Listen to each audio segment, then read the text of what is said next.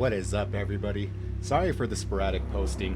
2023 is kicking off like 2022 ended. Anyways, I appreciate all the freaking messages and everything, man. That is so cool that, you guys actually enjoy watching some of the videos that I put out. I try to mix it up a little bit, but I definitely, I don't really mind or care what, trolls say or do. I mean, you're always going to run across those type of people. I'm sure as, you only get bigger, it's going to continue to happen over and over again. And I haven't really been trolled all that much, but I have had, people like, oh, stop writing Mike's coattails from that chapter. It's like, no, man, if you ever listen to my videos, I'm always like, go show him love before you even watch this.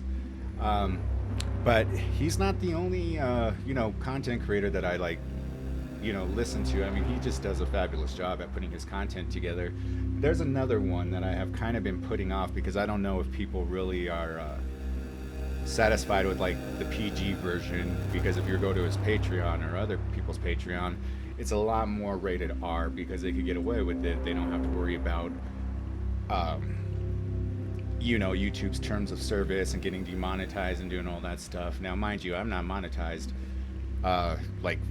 600-700 people away from that, but subscribers. But if I ever did, I don't consider it a sellout, but I know when it comes to YouTube, you really have to walk a thin line, and I've seen a lot of people just going to war with one another because they mentioned somebody in their video. I couldn't imagine being and I never really followed him. I don't follow him. There's a good content creator named Tricky Tom who kind of chronicles a lot of bigger YouTubers, their rise and fall, and he did a good video on what's his name, PewDiePie. And I guess he started off as a gamer content, and a lot of people seem to latch onto that, like a lot of the younger crowd.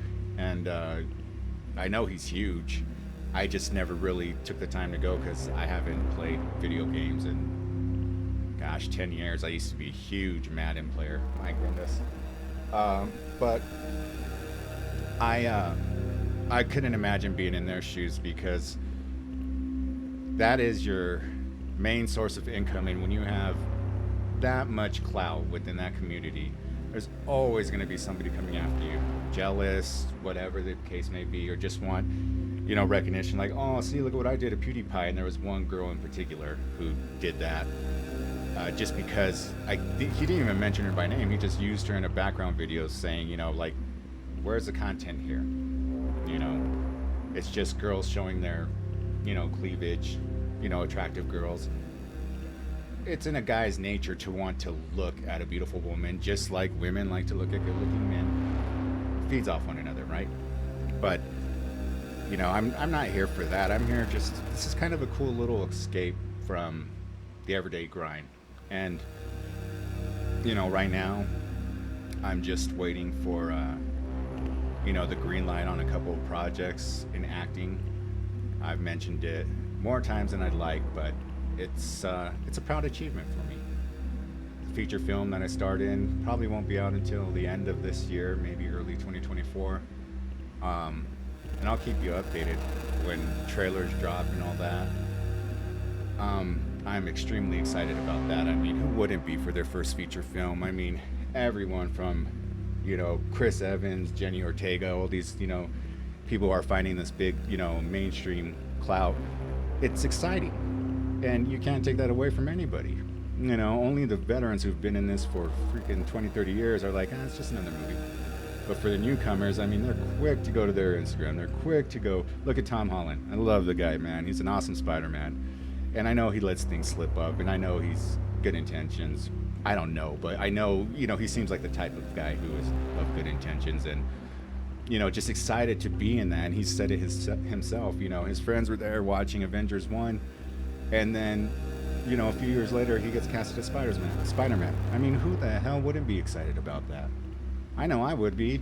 And he posted videos of him doing all these freaking backflips and jumping off of walls and stuff, and I was like, you go, dude.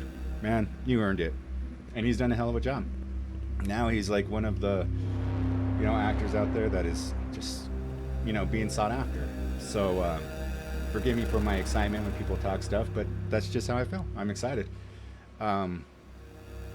Where that leads, hopefully better places, because once somebody sees you and your ability in the mainstream, then let's see how it blows up. But until then, I'm just going to continue to, even if, you know, I fulfilled a second dream, and I know that doesn't make sense. My dream come true was to work in the music industry.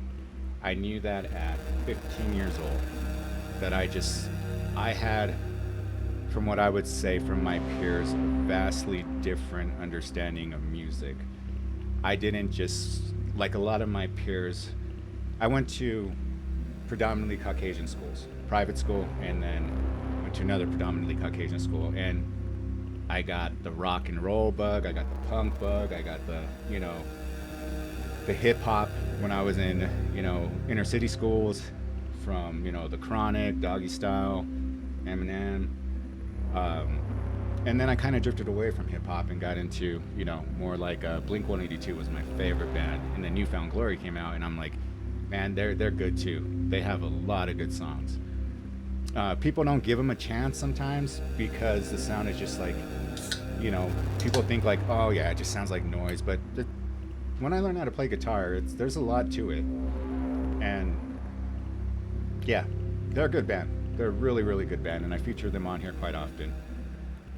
Blink 182 has been a little bit more, well, I mean, they have more mainstream popularity than New Found Glory, but they kind of been inconsistent with, you know, band members coming and going or trying side projects that weren't really all that successful, except for Tom DeLonge, who founded Angel and Airwaves. And I was so stoked. When I only had about 100 subscribers, Angels and Airwaves recommended my channel because I had posted one of my favorite songs of theirs. And I had said, the story was when my daughter was first born, barely a month, 2 months old, I had her laying on my chest, and, you know, this is at the stage where they're picking up their head and they could barely hold it, and she's coming down, and then when she heard the music, she laid her head and she was just listening to it, and she fell asleep. I was like, oh my God, this is our song. This is daddy-daughter's song. And so, you know, with that being said, like I said, I have a ton of different interests. With the true crime, definitely. And I'm going to start this off by saying viewer discretion is definitely advised. I know, how can I say this? Let me get a freaking sucker or something to wet the whistle.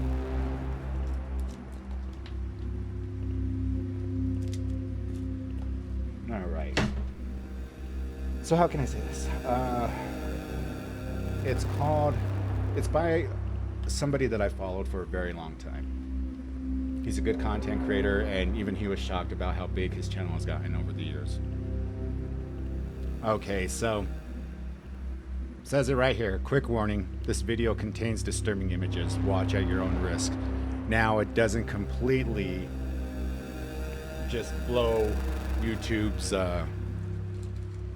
YouTube sensitivity out of the water, but it's pretty interesting. So without further ado, instead of, you know, true crime type of stuff, this is caught more in and it doesn't show gratuitous images like freaking blood or decapitation or anything like that, but suggestive.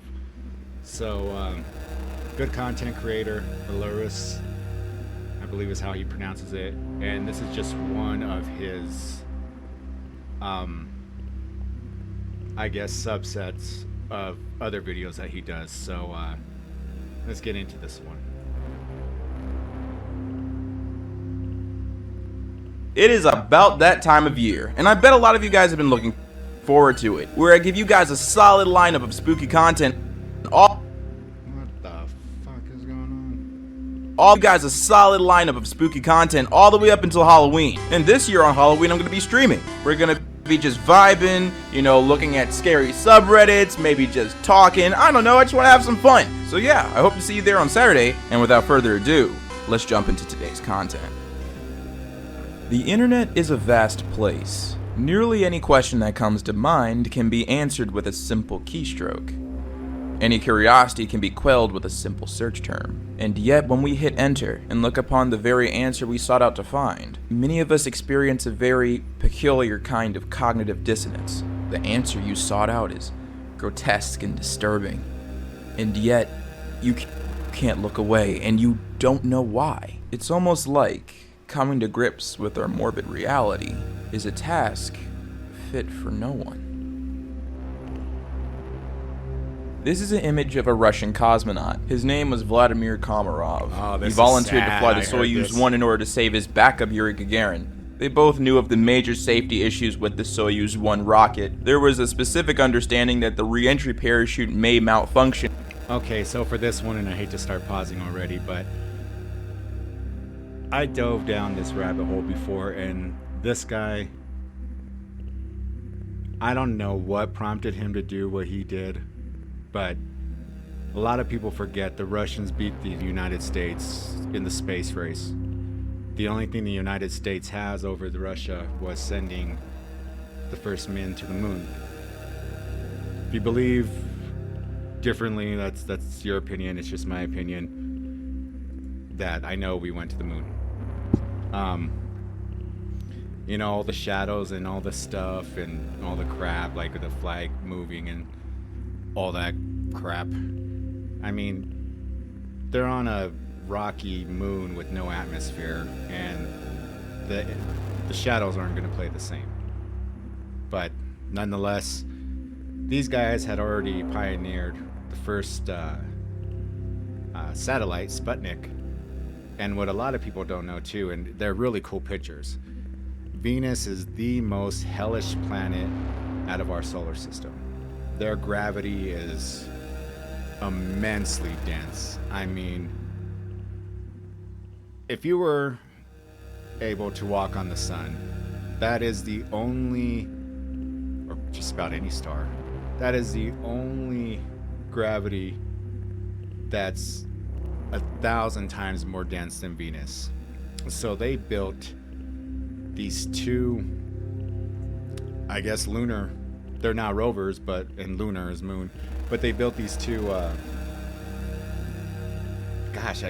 they were like titanium, almost looking like trash bins, but they snapped a couple pictures of Venus, and you could just see the hell that Venus is. And Venus was always admonished as a sign of beauty, but sulfuric rain, constant volcano action, and it was able to snap all these pictures, and it eventually crushed the shit out of those two, I guess, I don't know what you would call them, you know, but if you guys ever get a chance, go check it out, because it's some pretty, I love space. There's some really cool pictures of it. And the reason why they can't continue to go, you know, explore Venus, now they just do radar and infrared searches of, you know, and doing topographic analysis on the planet of how many volcanoes are just going off at once. And that shit will never be inhabited. Where am I here? Got lost. There we go. So you don't do videos for a little bit and start getting... Vladimir This is Komarov. crazy, though. He volunteered to fly the Soyuz 1 in order to save his backup Yuri Gagarin. They both knew of the major First man in safety space, issues Yuri with the Gagarin. Soyuz 1 rocket. There was a specific understanding that the re-entry parachute may malfunction and not open properly. Unfortunately, that's what would come to pass. Vladimir Komarov was forced to go onto the flight in order to save Yuri Gagarin's life. He knew that the Russian government was going to proceed with the flight anyway, so he might as well volunteer. But before boarding this fatal flight, he insisted that his funeral be open casket so the Soviet leadership could see what they had done. The rumors and suspicions were true. During rocket re-entry, the parachute failed to launch, causing Soyuz 1 and Vladimir Komarov to hurtle to the ground at 400 miles per hour. Komarov was alive for the entire fall. The impact on the ground is what killed him. His body was left unrecognizable, both flattened and charred. Yet, his wishes were respected respected, and during his funeral, there was an open casket. The infamous photo you see now is simply disturbing. His body is left twisted, mangled, and unrecognizable. The 4 officers around his body have the look of disgust and embarrassment. Not only are they shocked and appalled by the state of Vladimir Komarov's body, but also embarrassed to know that they're responsible for this man's death. This image is of the September 11th terrorist attacks, and it might be a little innocuous. From first glance, it looks like a bunch of building material falling to the ground. But I ask for you guys to look a little deeper. Look in the center of the photo, and you'll see a man, and he's holding on to a piece of a wall and falling with it. It seems like he's been holding onto the wall for a long time, because it's starting to rotate around him. He's nearly upside down. I'm sure that anyone who's come across this image, including myself, has thought of the same thing. What possibly could be going through this man's head? How terrified in that moment was this man? How desperate? A lot of people don't realize, with that jet fuel, it reached 2,500 degrees. So you had a choice. I don't know exactly, because I am religious. I'm Christian, non-denominational. I know, and correct me if I'm wrong, because I'm not trying to put down any other religions, but I know with Catholics, you know, suicide is like blasphemy against the Holy Spirit. There's only one unforgivable sin, and that's blasphemy against the Holy Spirit. They never mention suicide as being an unforgiven sin. Now, it's an awful sin because your life is not yours to take, they say, but would you rather fry to death in 2,500 degrees Fahrenheit and being choked by all the asbestos, all those gas fumes? I mean, it's sickening, but if you ever watched a lot of, 9/11 footage, they were saying when these bodies were hitting the ground, it was just like evaporation. Like they were just evaporated. And I'm like, golly, what would go through someone's mind for something like that? That is just horrible. Sorry guys, I had to pause it a couple of times. I just got this really fancy router. Oh, sorry about that. Man, I do not have my shit together tonight. Sorry about that. Usually I have that on silent, but no, the upload speeds weren't quite exactly where I wanted, and it seems like the more you invest in like fancy electronics, like I just got this awesome router, and I have a dedicated modem, so it should be going pretty quick, but I see it's stalling out here, and I'm like, what the hell? So, now let's get back to this. I'm sorry, guys. I wanted to also say real quick, I do have a subscriber who informed me that, it's a little hard of hearing some of the content that I posted, so I hope you guys don't mind the captions, but I'd like to try to cater to everybody. And so that's the reason why I have the captions on. So let's continue. This image is of the September 11th terrorist attacks, and it might be a little innocuous. From first glance, it looks like a bunch of building material falling to the ground. But I ask for you guys to look a little deeper. Look in the center of the photo, and you'll see a man, and he's holding on to a piece of a wall and falling with it. It seems like he's been holding onto the wall for a long time, because it's starting to rotate around him. He's nearly upside down. I'm sure that anyone who's come across this image, including myself, has thought of the same thing. What possibly could be going through this man's head? How terrified in that moment was this man? How desperate was he to put all of his trust in a piece of cladding, a piece of wall? 2,500 To think degrees. that maybe, just maybe, if I hold on to this, I'll survive all of it. I'll land on top of it and be okay. But to all viewers, including myself, we all understand that you could never survive a fall like that. There's nothing that this man could have done to save his life. And yet, he still tried. If you guys ever watched any of the deep documentaries about this, it's pretty sad when people were jumping and the chief of police showed up on scene.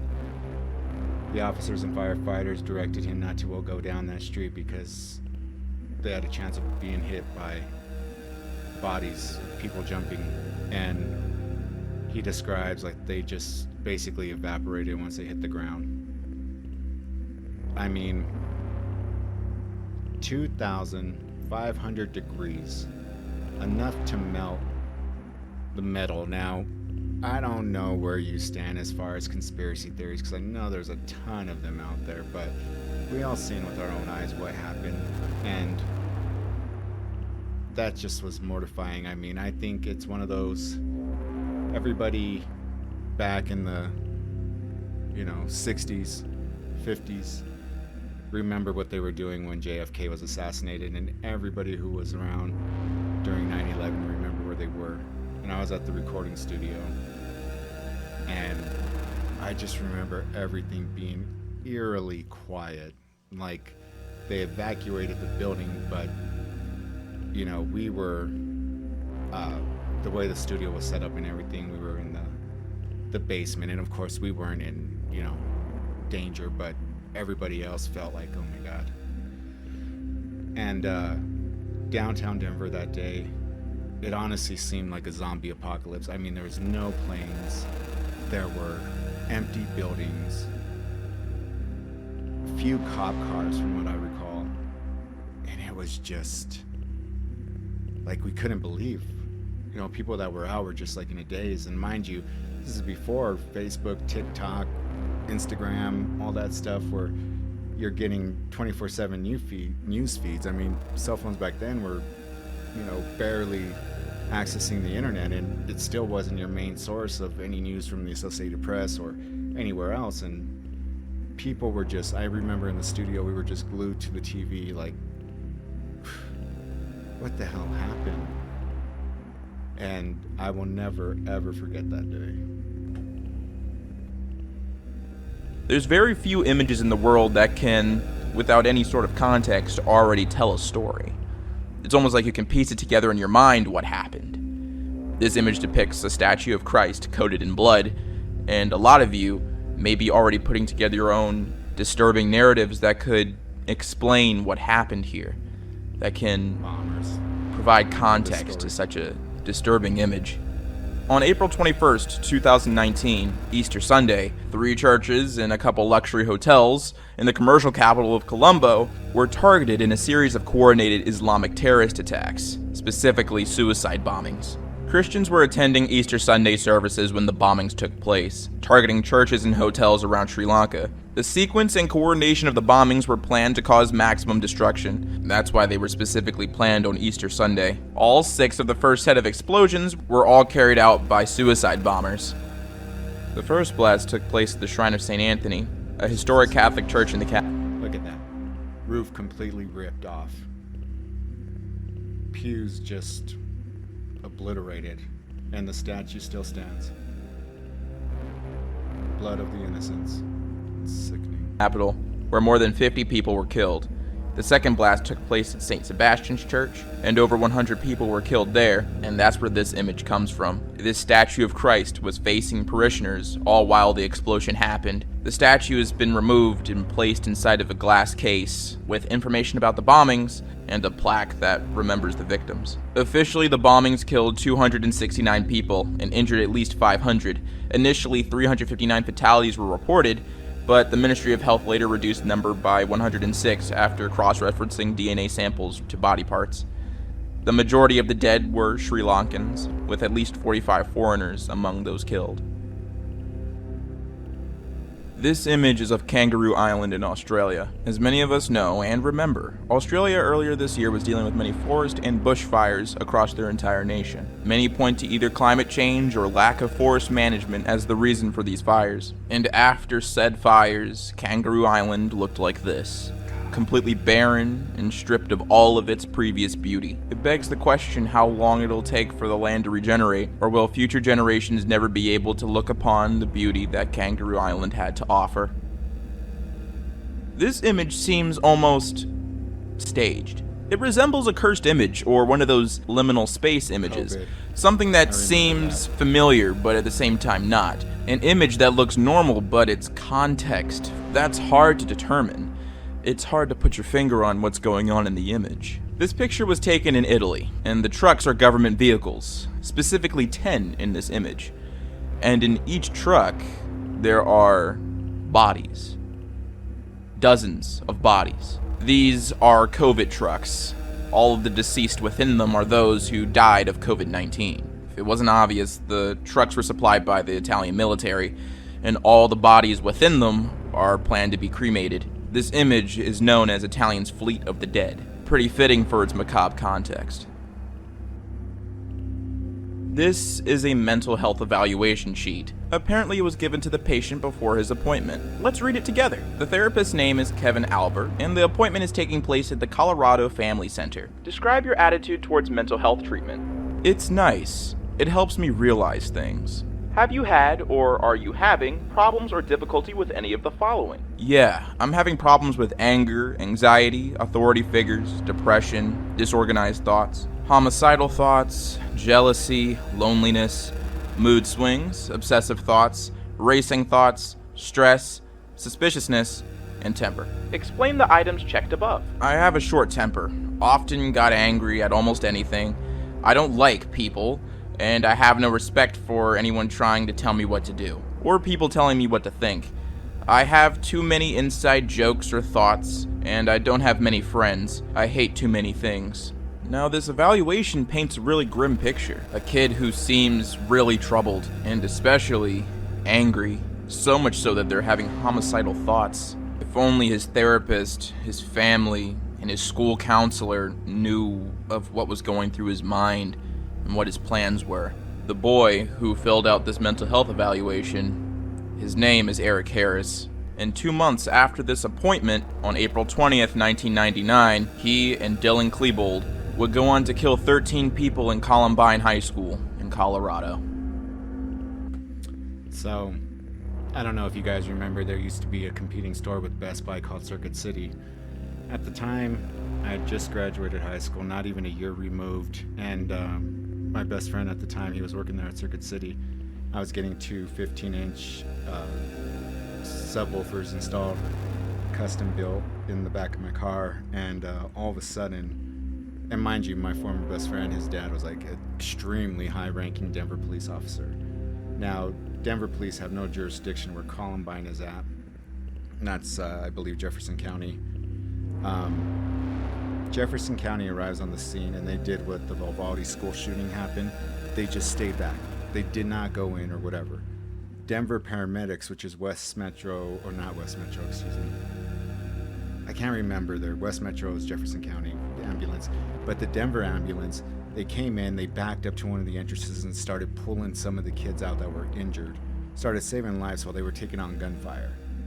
I mean, they showed, and this is no disrespect towards Jefferson County at the time, who knew how to handle a situation like this? It's never, you know, while it's happened before, you don't expect it to happen to you. And now it's become such commonplace that it's a fucking travesty that there's teachers that, you know, have bulletproof vests in their classrooms for themselves to protect the children. And I just remember the screaming of so many cop cars, and Denver just went in, SWAT, everything, and really just, you know, kind of put a silent shame on Jefferson County. Like, what the fuck were you guys doing not, you know, going in? You have full tactical gear against these two little assholes that are killing kids. And mind you, they were kids themselves, but, you know, these two fucking little monsters. And, you know, Denver police, and I know my former best friend's dad, he being as high ranking as he was one of the first ones in. He was a detective and then went on to become internal affairs, and he said it was one of the worst things that he had ever seen, and it just really changed his reality of everything. And he ended up retiring about maybe less than 5 years after that. And you know, your kids should never die before you. And to see what those two assholes did I hope they're burning in hell. A lot of people celebrate Father's Day differently. Some people let their dads do what they want that day, just have a day off. Some people treat it like a second birth. He's not from Colorado, all right? He's from Carolina. North Carolina, South Carolina, I don't know. Wasn't Colorado bred. Fuck him. I hope he's really suffering. I know he's not dead, but I know when he went into Weld County Jail that there were tons of inmates saying if they have a chance to get at him, they were just gonna kill him. So they had to transfer him to Wisconsin. Fucking, this guy.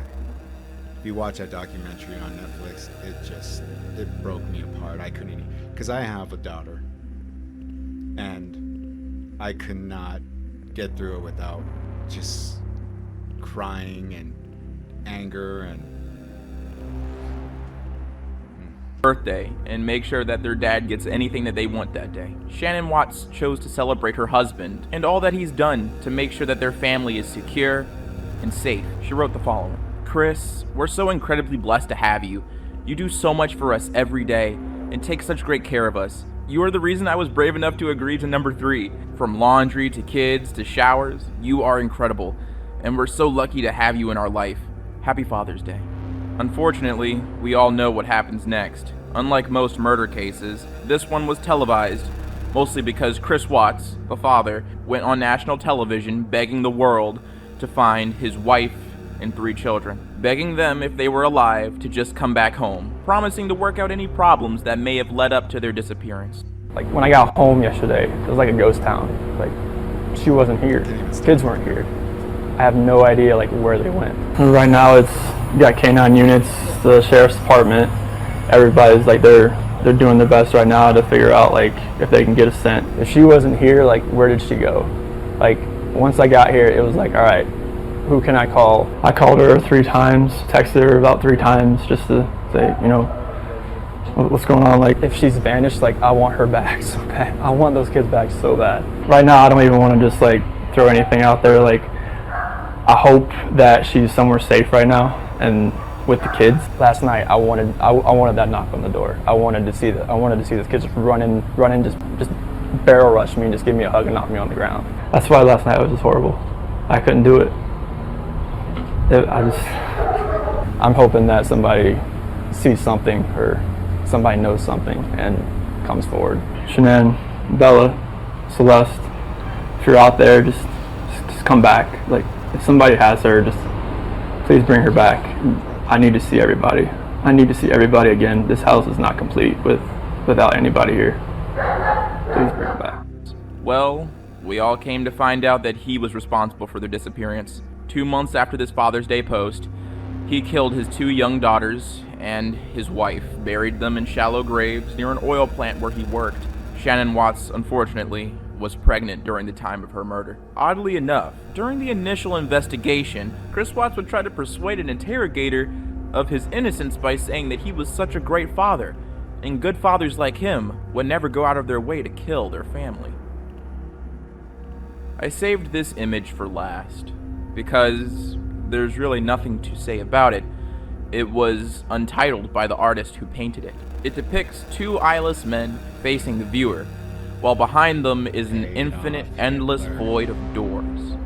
Only one character is sitting down while the other is standing up, and the one sitting down is on a desk with a stack of papers, maybe a pencil. Oddly enough, only the character sitting at the desk is staring at the viewer directly, while the other, leaning on the door jamb, is looking down almost, yet still in the direction of the viewer.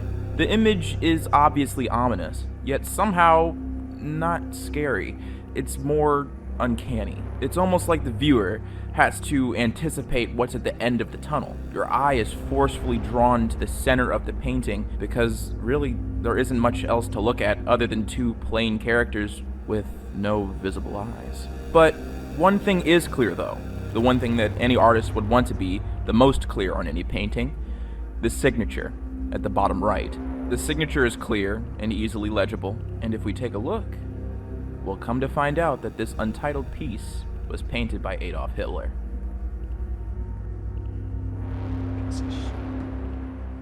Hello! So this particular video starts out with your discretion is advised as always, but also had to click on, you understand the content. Again, you know that YouTube's terms of services aren't going to show extremely gory stuff, but just a topic alone. So if you're sensitive to this type of stuff, just go ahead and, click away. But if not, yeah, it's a part of reality that's not always pleasant. So here we go.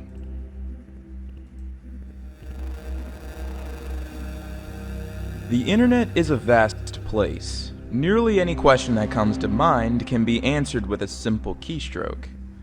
Any curiosity can be quelled with a simple search term. And yet, when we hit enter and look upon the very answer we sought out to find, many of us experience a very peculiar kind of cognitive dissonance. The answer you sought out is grotesque and disturbing.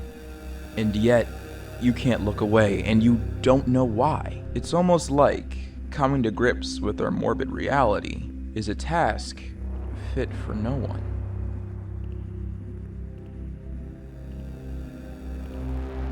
This is the last photograph of Everest climbers Andy Harris and Scott Fisher. Both were mountain guides. Andy Harris was the lead guide for Adventure Consultants, which organized and led an expedition to the summit of Mount Everest, which consisted of 19 individuals in total, including Andy Harris. Scott Fisher, on the other hand, was the main guide for Mountain Madness, another expedition team that also consisted of 19 individuals. Both teams were scheduled to summit Mount Everest on the exact same date, May 10th, 1996. Shortly after midnight on May 10th, 1996, both expeditions quickly encountered delays while trying to summit the mountain. The climbing Sherpas and climbing guides had failed to set any safety ropes down, which delayed climbing for about an hour, which was an extreme waste of time. You see, at an extreme altitude like that, there's limited oxygen to breathe. Climbers have 8 to 12 hours to get up to the summit and then back down before they pass out due to hypoxia. And they were climbing without supplemental oxygen. The Mountain Madness team was first to reach the summit, and they chose to wait for the other expedition team to reach the summit, but after an hour, they didn't arrive. So the Mountain Madness expedition team chose to descend. Scott Fisher, after reaching the summit with Mountain Madness, was extremely exhausted and was becoming increasingly ill, but he and Andy Harris chose to descend the mountain in a blizzard. And on May 11th, 1996, while attempting to descend the summit, 8 climbers, including Andy Harris and Scott Fisher, died. The worsening storm began causing difficulties for the descending team members. The blizzard on the southwest face of Everest was reducing visibility, burying fixed ropes, and obliterating the trail back to Camp 6. Scott Fisher, with even worsening exhaustion, was caught on the side of the mountain and could not descend. Andy Harris was carrying water and supplemental oxygen and began climbing alone from the south summit. He and several other climbers would get lost in the blizzard. It's hypothesized that Andy Harris simply fell off the mountain near South Summit, and his body has yet to be recovered.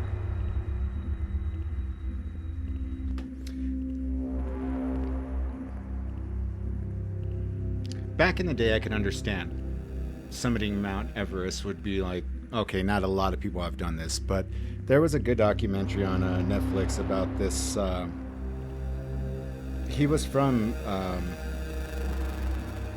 where, I mean, he lived in the Himalaya areas. He had enlisted in like the top tier of the British special forces, like, you know, your SEAL Team 6, your Army Rangers, your Marine Force Recons, that type of training, to where, I mean, it's just extreme. And him and 4 of his buddies summited all the highest mountains in the world in like 6 months or something crazy like that. And I mean, they were just ripping it apart.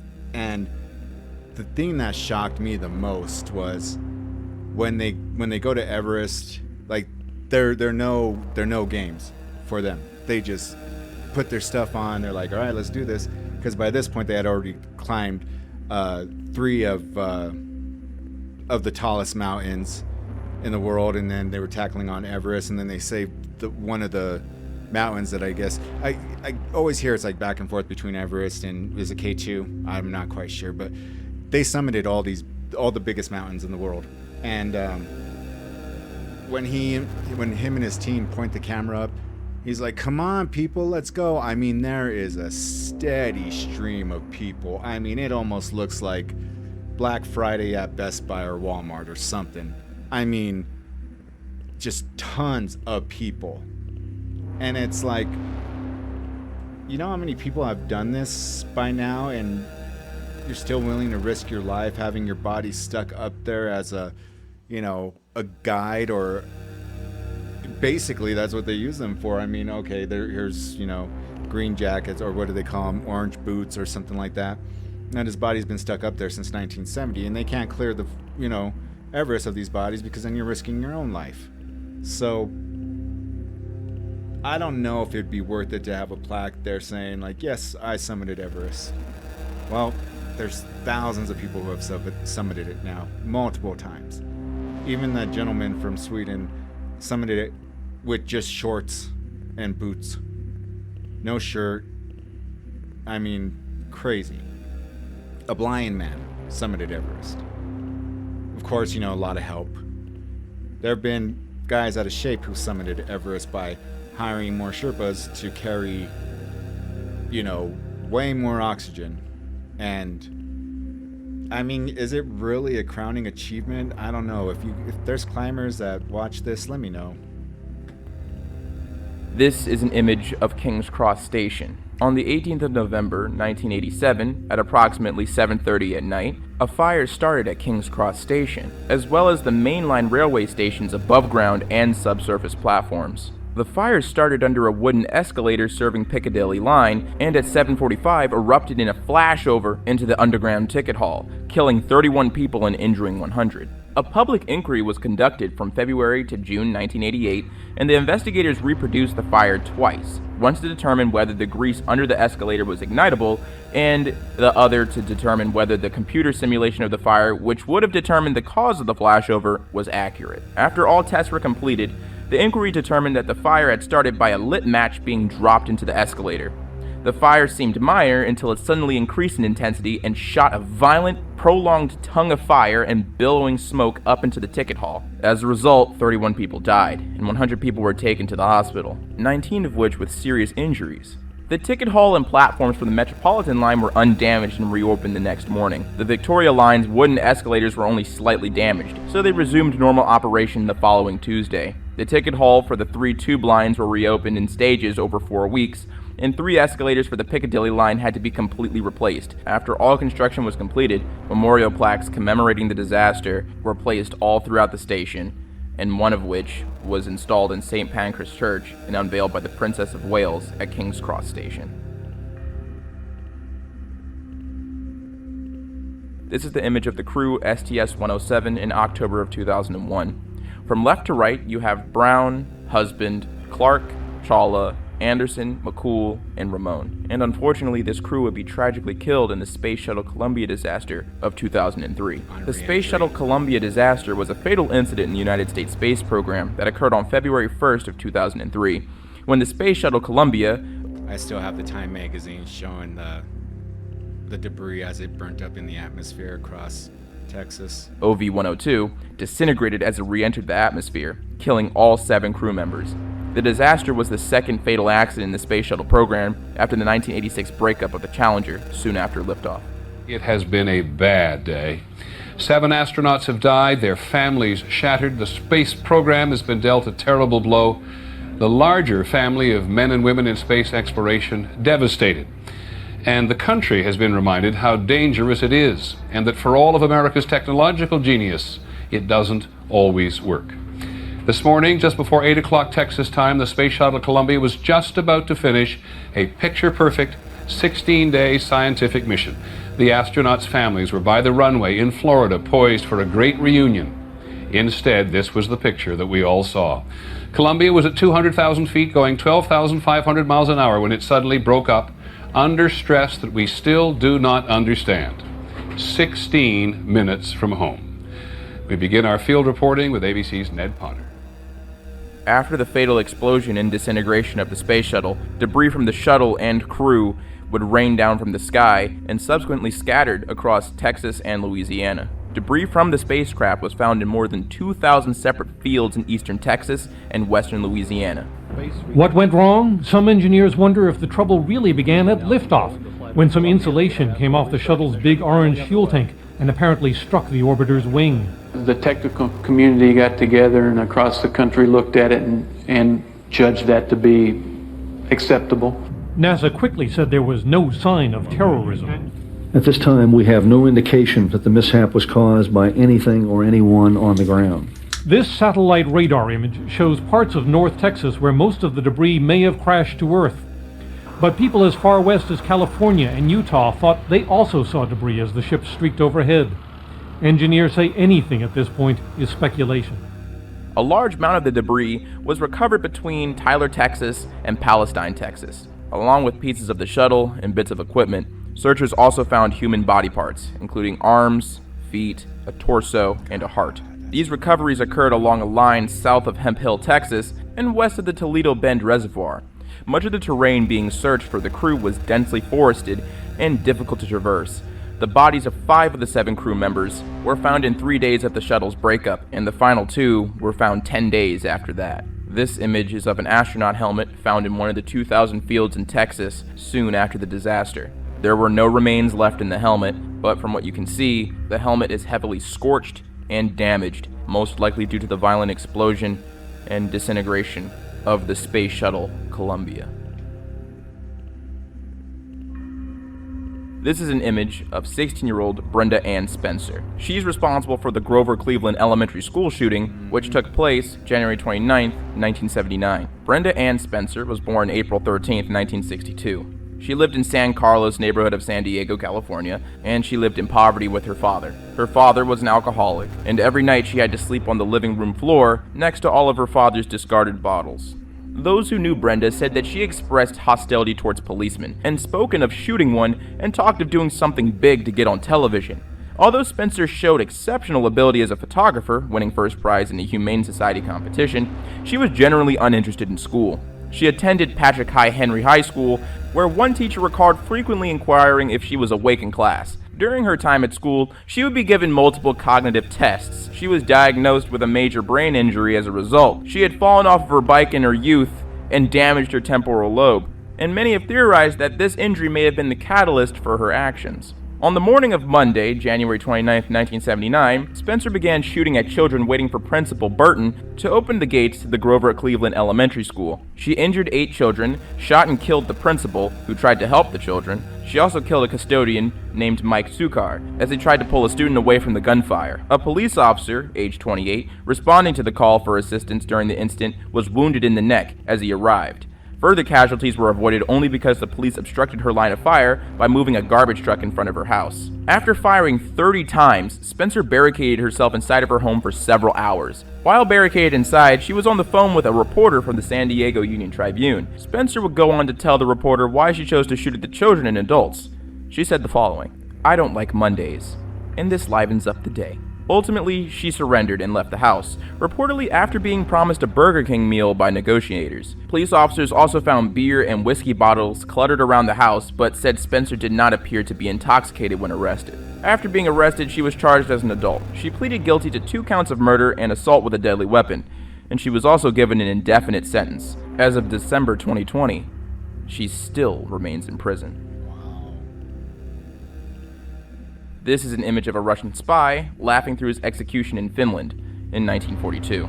The Russian spy is unknown, and the soldier executing him is also unknown. This image is infamous because, well, the spy is laughing. You know, I never thought about it much when I was younger because we kind of feel like this sense of invincibility. I remember just driving like an idiot sometimes or just doing stupid teenager shit. But the older I've gotten, the more I've become more aware of just the looming of death on the horizon. And not that I'm, sick or anything or gonna die, God willing, anytime soon, but it just becomes more cognizant in the back of my mind that, God, I never thought I'd be afraid of death, but it's a factor that we're all gonna have to face one day, and it's just kind of scary because, as a person of faith, you hope and have that faith that, there's something, it just can't be lights out, boom, you're done. So yeah, this is just crazy dude laughing. I mean, I don't know if he's shell shocked or something, but that's just, yeah. He seemed to have accepted his fate and is now finding humor in it. This picture was declassified by the Ministry of Defense of Finland in 2006, with the description "unknown Soviet intelligence officer before being shot." The image is extremely macabre. It captures the final moments of this man's life, and in his position, he found that to be humorous. There are images that follow this one that shows his death in gruesome detail, and images like his own weren't uncommon for the Finnish Defense Force. Went out of their way to censor and destroy images that included the deaths and executions of Russian POWs. They didn't want those images to reach the general public, and they certainly didn't want them to be used by the Russian government as propaganda. Especially because this image was taken during the Winter War, a conflict between Russia and Finland, which resulted in Finland's victory, and Russia incurring over 381,000 total casualties. This is an issue of Time magazine, printed in 1985. The image depicts the bombing of Turkish Airlines check-in counter at the Orly airport in Paris by Armenian terrorists. On July 15, 1983, a bomb goes off in the Orly airport in Paris. The bomb was hidden inside of a suitcase at the Turkish Airlines check-in desk. The explosion sent flames through the crowd of passengers checking in for a flight to Istanbul. The bomb was made out of a plastic explosive called Semtex. It weighed half a kilogram or 1.1 pounds. 3 people were killed immediately in the blast, and another 5 were sent to the hospital. 4 of the victims were French, 2 were Turkish, 1 was Greek American, and 1 was Swedish. The death toll made that the bloodiest attack in France since the end of the Algerian War in 1962. The Asala, or Armenian Secret Army for the Liberation of Armenia, claimed responsibility for the attacks, and 51 of them were arrested as suspects and subsequently tried. And during the 11-day trial, the suspects explained their motives. The bombing was a protest against the hanging of Levan Erkmijan in Istanbul in 1982. The bombers also planned to destroy one of the Turkish airline planes, but that plan was never followed through with. The plane targeted in the initial plan were to be transporting high-ranking representatives of Turkish secret services, as well as Turkish generals and diplomats. The leader of the bombing, Garabadan, was released in 2001 after 17 years in jail, and then immediately deported back to Armenia. He was then greeted by the Prime Minister of Armenia, who expressed happiness at Garabadan's release.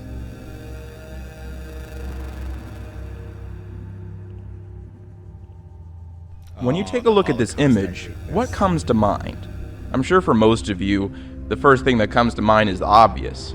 It's a wooden box filled with rings. And naturally, the next question would be, why?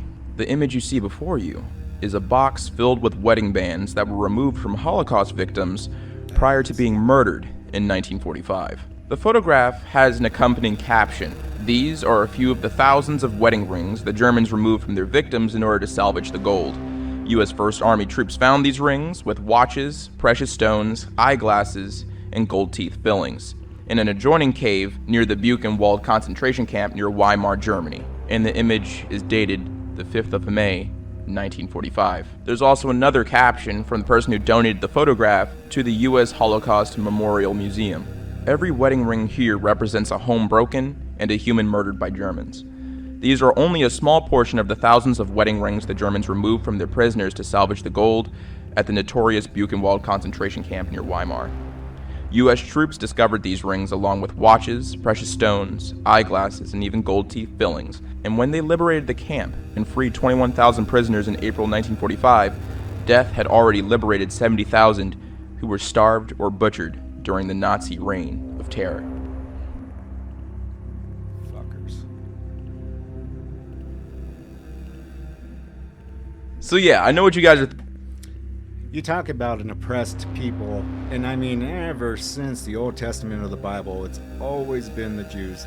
And so what makes it so irritating for people who like Kanye West with his anti-Semitic type of behavior and comments, and you know, now all of a sudden you want to feel sorry for him because he lost $1.5 billion. You got to know how to be politically correct at times, even if you agree with it or not. But I mean, them as a people have just, they have suffered a lot throughout history. And why they're targeted so much, God only knows. I mean, I have no idea why, but I'm going to go ahead and upload this. Let me know what you guys think, if this is up your alley or if this is too morbid, as the title suggests. And yeah, I'd like to do more reactions on it if you guys are up for that. So yeah, I appreciate each and every one of you guys who come to view my channel. I don't say it often enough, but if you like, feel free, if this is your first time here, of liking, subscribing, doing all that fun stuff. And yeah, I just appreciate you taking the time and watching. So take care, and I will be back tonight with some more uploads.